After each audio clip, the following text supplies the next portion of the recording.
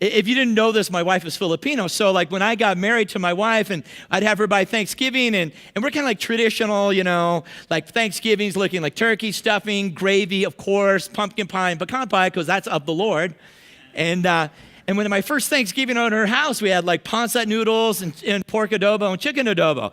And I'm like, hey, okay, this is a cool appetizer, but where's the turkey? And then I found out like her family has like some hardcore traditions, like they're all into skiing, and I really wasn't into that, so I had to ski and golf. Like wow, like her whole family is into golf. Like her mom at 86 is still like golfing like 3 times a week, and so I took golf lessons and I tried my best, and I'm not the best golfer, and I'm thinking to myself when I first started out playing golf, like how this has got to be like an easy game. Are you with me on that? Because I grew up playing baseball, and baseball is throwing a fastball at you. It's going like 80 miles an hour. It's coming at you. Curveballs are coming at your face. And this is a ball that's sitting on the ground. I mean, right? It's like, it's just balls there. Like, how hard can this be? And so the first time, now listen, if those who play baseball, you're holding the baseball bat like this. So I get up, I'm holding the baseball. I've never gripped a golf club before, so I go up and I grip the golf club like this. Now, you grip a golf club like this, but I had the wrong grip. I'm holding it like a baseball because I'm going to go up to that little white ball that's just sitting there on that little tee, and I'm going to crush it. I'm going to be like Tiger Woods, like in the old days, right? I'm going to like, 300 yards. It's going to be no problem at all. And so I come up, and I developed a certain thing, what I'm going to call, and so I get up, my first one, it's on the tee, and I come back with that club, and I crank it as hard as I can. I get up like I'm going to smack this ball like a baseball. Whack! And I did what I've soon developed. It's called the whoosh. Now, if you don't know what the whoosh is I came down on it so hard that the club ends up hitting the ground right about here, and the club went like this, whoosh. I'm an expert at the whoosh, okay? So the whoosh goes way off in the middle of nowhere, and I'm like, oh my gosh. And so I started to play golf, and I quickly found out that there's a thing called a mulligan. Because see, when I hit, not only have I developed the whoosh is really good, but when I did hit the ball, I had this thing, and it looked like it's going straight out. Because I'm hitting like a baseball, it does this like, whoosh, and it takes off, it goes off to the right. That's called a slice. I'm familiar with the slice, okay? And then I'd also do this. If I didn't whoosh it, I'm trying to correct my slice, I'd go up and I'd try to open up my stance and do all this stuff. And I found out that there's a slice, a whoosh, and a hook. That's going the other way. I am the master of the slice, the hook, and the whoosh, okay? So playing golf with a bunch of bros in the church, like, hey, Nick, we want to take you golfing. And I soon found out, I looked this up, it's not in the PGA rules, it's called the mulligan. Now, if you're not familiar with a mulligan, and it is a do-over, right? Now, those who played golf, we found this out, that the mulligan applies what I'm going to call the first shot hole mulligan. Now, what does that mean? Well, when you're on the first hole, teed up at the first hole, it's close to the clubhouse. People are looking, people are waiting for you to tee off, right? And so when you do the whoosh, what you got to do is, did you see that? Woo!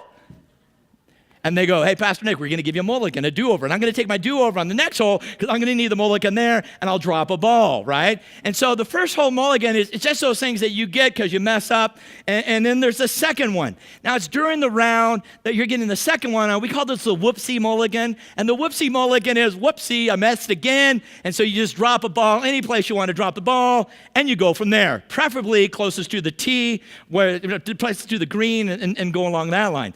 And then there's the pastor privilege mulligan, which I've become well acquainted with, okay? The pastor privilege mulligan is you're usually playing with a guy that are way better than you. They don't want you to quit the game. They don't want you to get discouraged. And so out of their gratitude, and they don't want me to preach a bad sermon on Sunday, so the pastor privilege mulligan is like, Pastor, just go ahead and take another shot, which I usually carry like a multitude in my pocket. I'm going to do that, right? What I discovered is that God is the God of the mulligans, that he gives us a second chance. And in Isaiah 43, we're going to read about this God of the mulligan who's speaking to Israel. Israel in this time, the background of the story is Israel has been in captivity. Things don't look good. If you've ever been in captivity, you're always stuck in that place. How am I getting out of the slave mentality? I can't move, can't get out. And the possibility of going further in anything that you think is impossible. It's presumption. It's like, it just can't even occur on the radio. And that brings us to our passage in Isaiah 43, verses 15 to 19. Let me read this to you. I am the Lord. your Holy One, the Creator of Israel, your King. He's going to break up with three different things. I am the Lord. I'm the Master. I am your Lord, not anybody else's. You are mine. I am the Lord to you. I am your Holy One, unlike anyone else. I'm set apart. You don't even begin it. No eye has seen, no ear has heard the amazing things. You get in the book of Revelations. Who is worthy to unfold this? You alone are worthy to receive power and riches and glory and honor because you are the Holy One of Israel. People cast down their crowns in the presence of who he is, and he's the creator of Israel. He's the creator of us. The Bible says that before you were born, he knew you. Isn't that amazing? People always talk about, we get in this controversy, like, when does life happen? Princeton, that's a pretty reputable school. You can Google this. Princeton EDU, that's their economic. When does life start? It starts upon conception, according to Princeton. They're way outside of my pay grade. Are you with me on that? He's the creator of Israel. He's the creator of you, your king. Wherever there's a king, there's a domain. Wherever there's a kingdom, that means that the king has domain in his kingdom. We say, Lord, let your kingdom come on earth. And so automatically, Isaiah's making these proclamations. Lord, Holy One, Creator, King of Israel. Why is he saying that over and over again? Because they've been stuck back here in captivity for so long. And so he has to come on the scene and go, hey, I can get you out of this place. I can get you out of this place. Verse 16, thus says the Lord, who makes a way in the sea and a path in mighty waters. Now, a way in the sea and path in the mighty waters might mean anything to you, but it means a lot to me. I grew up in Southern California, and where I grew up, 26 miles off the coast of California is an island called Catalina Island. And so we grew up, sailing, getting over there any way we could. And I found out that going on calm waters is so nice. Calm waters, right? But then it gets like the Gilligans Island thing going on. Anybody remember Gilligans Island? The weather started getting rough. The tiny ship was tossed. If not for the courage of the fearless crew, the minnow would be. Okay, never mind. And so that was actually filmed in my house. When you see them going out, that's where I grew up. You want to know what Gilligans Island means? I'm the skipper. So, so when you come into rough waters, wow, it is scary. And although you've traveled that same route many times before, when you're in rough waters, you think you are going to die. The seas are tossing you up. The boat is like this. You're up and down. And I found like a couple things are contagious, right? Flu's contagious. Yawns are contagious. You ever notice that? You're not tired. Someone's like, and you're like, throwing up is contagious. When somebody starts to yak, you want to yak, right? Yakety yak, don't talk about it. So he's going to make, what am I talking about? Bible. He's going to make a way in the sea and in the mighty waters. He's like, you might be in rough waters right now, but I'm the God who comes on the waters. I'm going to still the storm in your life. I'm the one you're thinking, oh God, the waves are coming over my head. And he's going to speak, be calm in Mark chapter 5. Be calm. Let the seas be calm. And so he's the one who's going to make the path straight in the mighty waters, who bring forth chariot and horses, army and warriors, and they lie down. They cannot rise. They're extinguished, quenched like a wick. Now, chariots and horses don't really resonate to us, but let me put you back in the context of when this was written.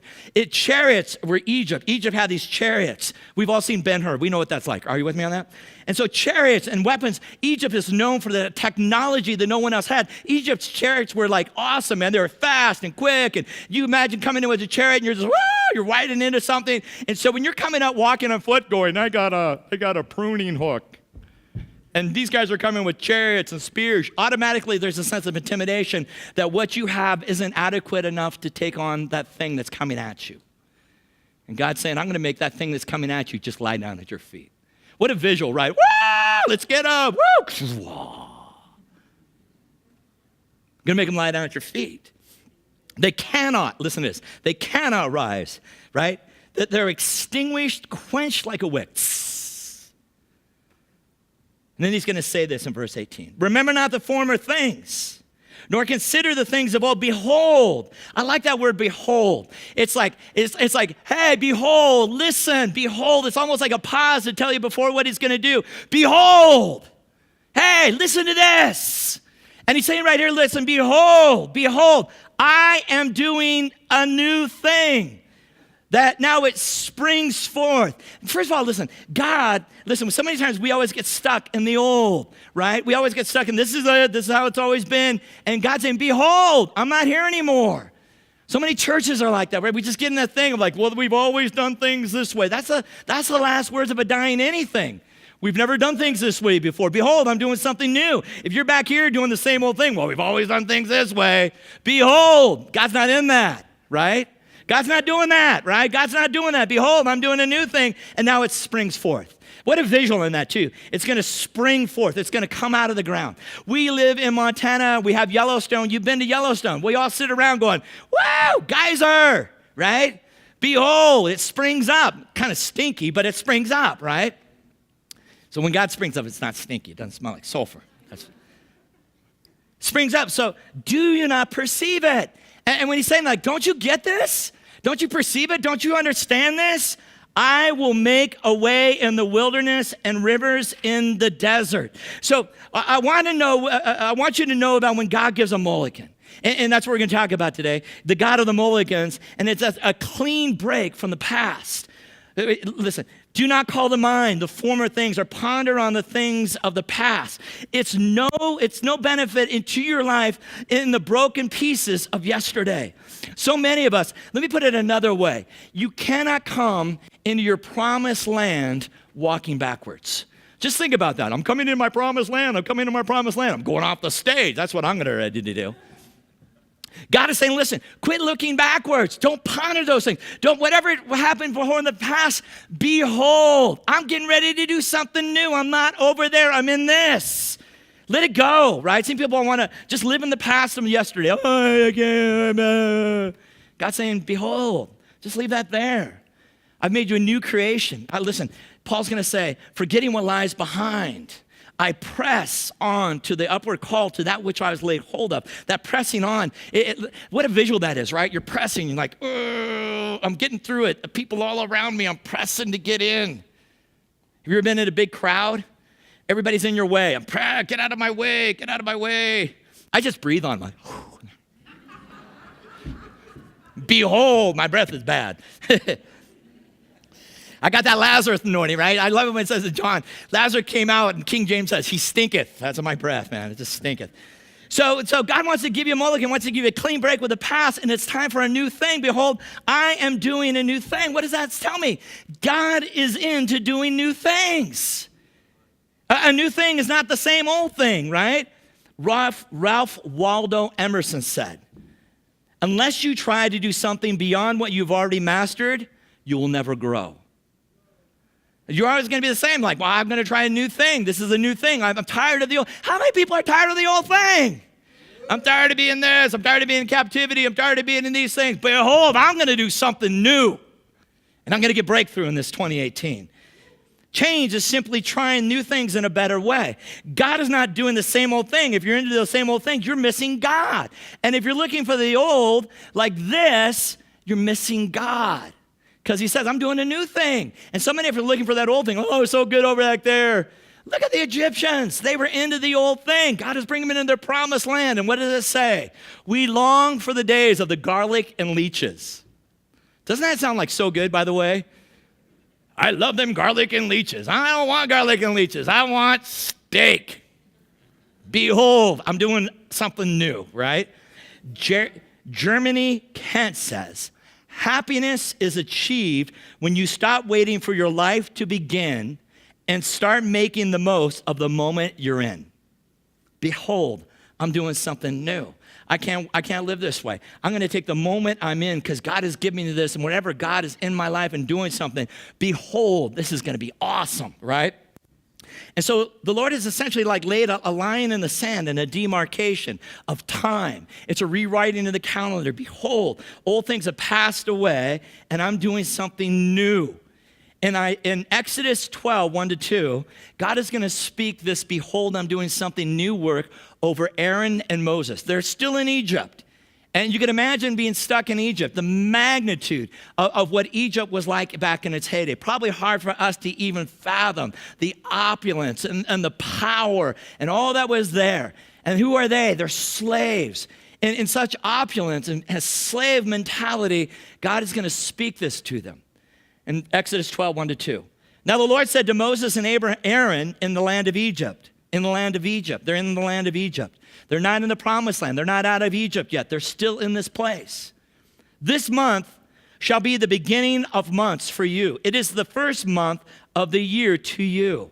And essentially God is saying this. In this passage he's saying, I don't care about the calendar thing that you have going on. This is not a calendar issue. I'm saying today, January 21st, today is the day. Behold, this is the beginning of something new in your life, right? I don't care about the history. I want you from this point forward to make a clean break with the past. So are you anchored in yesterday? With boats, you set up an anchor in a harbor, and the purpose of setting up an anchor in a harbor is that you're not going to go anywhere. I don't want to get out of this place. And some of us have set up anchors. Our boat might go a little bit this way, a little bit this way, but we're still anchored here. And God's saying, I want you to get that anchor up, and I want you to let me set wind to your sails. Isn't it an amazing thing, by the way? When we talk about the breath of God in Hebrew, you know what the breath of God is in Hebrew? It's called ruach. It means the breath of God. It's time to set up sails and let the breath of God hit you. It's time to let the breath of God hit you, and it's going to get you out of that harbor if you get your anchor up. But if you got things anchored in the past, you can't go on. There's a now and a then, and the past and the future, which are never to meet. This month, right now, is the time for something new. And I believe this. I believe it's a personal application for each one of us here. I believe God's saying, hey, are you ready to get your anchor up? And behold, I'm going to do something new. Get it up. Get ready. Woo! This is fun, right? And he's going to say, do you remember this? It's going to say this. When he says that word, this month shall be the beginning of the month, the beginning. That word beginning is found in Genesis chapter 1. Remember Genesis chapter 1? In the beginning, God created the heavens and the earth. And God, it's Bereshith is the word. The word begins taking us back to the first chapter of the book. Pastor Nick, where are you going with this? God is getting ready to write a new chapter in your life. Behold, I'm doing something new. I'm going to bring you back. This is the beginning of something new. I got something in store for you that you haven't read yet. I got something in store for you that's going to be magnificent, but you can't get it doing this. Behold, I do something new.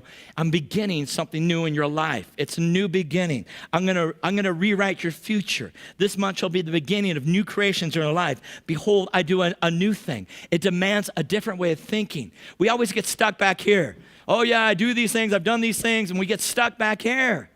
Unless God says, okay, listen, man, Lord, I'm lifting up these things. There's a little bit of insecurity in there. It's kind of like Isaiah 54, right? Remember that thing? The God's speaking. He's speaking to the woman who's never had a kid, right? He says, shout for joy, you've barren no children. Shout for joy, right? Lengthen, strengthen your tent pegs. I got always attention in my heart because I remember my daughters one time, we lived in Virginia, and they set up a tent. We had this like 40-acre field in our backyard, and they put a tent up. And they forgot to put the tent pegs in the ground. And behold, a wind came. And when that wind came, I saw their tent going through the field. And so whenever I get this visual in my mind, like, okay, I got to lengthen, strengthen my tent pegs. I'm going to shout for joy over this thing. There's always that tension is, what happens when I lift up my tent pegs? Am I going to blow away? No, the Lord's saying that he's going to strengthen you. He's going to give you fruit in that. Shout for joy, you've borne no children, Isaiah 54 says. And so it demands a shift in thinking. And this is what he says in that shift. Isaiah 43, 18 and 19. Do not call to mind the former things. Don't keep, when you ponder and meditate on those former things, it's not going to get you to this new thing that he's doing. Or ponder the things of past. Behold, I will do something new. Now it will spring forth. You will not be aware of it. I will even make a roadway in the wilderness, rivers in the desert. Don't call it to mind. Don't bring it up. Get it over with. And this is what God is saying to us. He will make a roadway in the wilderness. Now, I found this out. Being in a wilderness and being lost in the wilderness is a little overwhelming. Pretty soon, everything starts to look the same. Every tree looks the same. You're thinking, oh yeah, I'm going in the right direction. And you're just trying to make your way out of the wilderness. I was hunting a couple of years ago with a buddy, and we even had a GPS with us, figures. And we're hiking, and all of a sudden we realized after a 4-hour hike, we were right back to where we started. I'm like, oh my gosh, like it's just this way. We keep going around, and all of a sudden, like, we're right back where we started. It was cold. It was like 3 degrees. It was cold. I'm like, we're right back where we started. This is awesome, right? God's saying you need his GPS, his global positioning system. You need his direction. He's going to make a roadway in the wilderness. And this is what I found out about roadways in the wilderness. Whenever I go up to Kings Hill or those things like that, no one ever built a road going up to Kings Hill, up in the top of up there. It's not right up to the top of the hill, is it? We always find that the roadways are made on the path of least resistance to get to the highest mountaintop. What's my point on that? Listen, God's saying, get on his path. Follow him. He's going to get you out of the wilderness. It's going to be an easier journey because I've already prepared a path for you. You don't have to you aren't there with the backhoe. Woo, watch this, Bob. Woo, we're knocking down trees. Woo, timber. He's saying this. Behold, I make a pathway for you. It's always going to be set up. You just got to get on my pathway and get on the road. See, this is what we mess up on. The Bible says there's a road that seems right to man, but its way is under destruction. But when we seek first the kingdom of God and all his ways, right, he makes our paths straight. So a roadway sets directions. Wilderness has no markings, right? If you have a road, someone's already laid it out. And in the wilderness, you're always straining for clues which way to go. God's saying, listen, if you've been in a wilderness in 2017, 2018, I'm going to make a path in the wilderness. Just get on the path, and I'm going to lead you out of that wilderness. The next thing he's going to say is this. I will make rivers spring up in the desert, right? Now, first of all, I want to give you an idea of this. I don't know if you've ever been to a desert, but in desert, thus the definition of desert, it's a place that is arid. It does not have water in it. It's hot and it's dry. If you've ever been stuck in a desert, you think, oh my gosh, I'm going to die in this place. I love telling this story. I used to be a long distance runner many years ago, and as that pertains, as a competitive runner, you got to be disciplined. You got to run at least twice a day. So we're on vacation in Lake Powell. I'm with a buddy of mine. We're a runner. It's 6 in the morning, and it's already 80 degrees, okay? It's going to get up to like 115 during the day. So let's run when it's much cooler, 80 degrees. So we're on a houseboat. We take our shoes, we tie them over, we put them over our head, and we paddle to shore. Back in that day, running a 5-minute mile was nothing. Now running a mile is a big deal, okay? So we start running. And I look at my watch, and then we banged out 3 miles. Man, that's about 3 miles. We're about 15 minutes in. And my buddy's like, okay, let's go. And I'm thinking, well, let's just go back the way we came. This is how we'll get it back. My buddy's determined. He's like, hey, listen, man, it's not back there. It's over here. I go, are you sure about that? Of course I'm sure about that. So we start running, 15 minutes. Hey, bro, do you know where we're at? Yeah, shut up. Keep running, da-da-da-da-da, half hour. Do you know where we're at? Yeah, I know where we're at. Where? In the desert. Shut up. We keep running. 45 minutes. We're running 45 minutes in the desert. It's 100 degrees, no water, red rocks, desert, right? No one's there. We're miles and miles and miles and miles away from anything. And I'm like running with my bro, and I'm like, hey, do you know where we're at? Finally, he's like, I don't have a clue. I'm like, what? You got me in the desert. We're in the middle of nowhere. And you got to wear these, like, you're a runner. You got these funky shorts on. You know what I'm saying? No shirt in the desert. And I'm thinking weird thoughts like, I'm going to die here. I have no water. I'm so dehydrated right now. It's so hot. And I'm thinking, they're going to find us in the desert. Weird thought. They're going to find us in the desert. Dead. Somebody's going to come up. Them boys deserve to die like that. Whew. I'm like, let me lead. We got back. We finally made it back. What's my point on this? In the desert, there's no water, and God's going to go, I'm going to make a river in your desert. What does that mean? In deserts, you're just going from a little pool of water, like, okay, that was good. That was good. Oh, I'm still thirsty. I'm still thirsty. I got a little bit. That kind of brought me a little bit. That was okay. But now I'm going to try to find the next little bit of water. Has anybody seen any water? I'm lost in the desert. The heat's killing me. I don't know how much long. You get heat stroke. Oh, man, I'm feeling a little woozy. I don't have a clear direction. And God said, I'm going to bring a stream in the middle of the desert for you in 2018. A stream has to be sourced by a major water source. A stream never ends. It's continually going by the water source. And God's saying, listen, I'm going to bring such a continual flow in your desert that thirsty thing is not going to have to happen to you anymore. Not just a water hole. God is a God of the second chances. So I got to tell you a story. I'm the chaplain for the police. Our police is so cool. We got drones. We got drones this year. And I don't know if anybody got a drone. I think they're cool. A friend of mine got his kid a drone. Christmas Day, they're going out, right? So we're in Montana, and he gets the thing started up. And what is it? Okay, can I just say, comment? What is it about guys not reading directions? Like, we got the battery in it. It has a remote. We're good. So they get out there. I'm not going to tell you where they're at, but they're getting going, right? It's lifting up. Yeah. goes up a little higher. It just went up and up and up. Like, this is awesome. Out of sight. They lose it. Like, they totally lose it. Like, 747s are coming by like, and off to our right is a drone. This giant drone is over. Now it's in Montana. It's 20-mile-an-hour winds. They lose it. They don't have it close. So their Christmas present, the brand new drone, who knows where that is, right? And so they wait. They're trying to think like, oh my God, the drone's gone. The dad goes, just try it one more time. Hey, I can hear that. Right on the gym roof of CMR.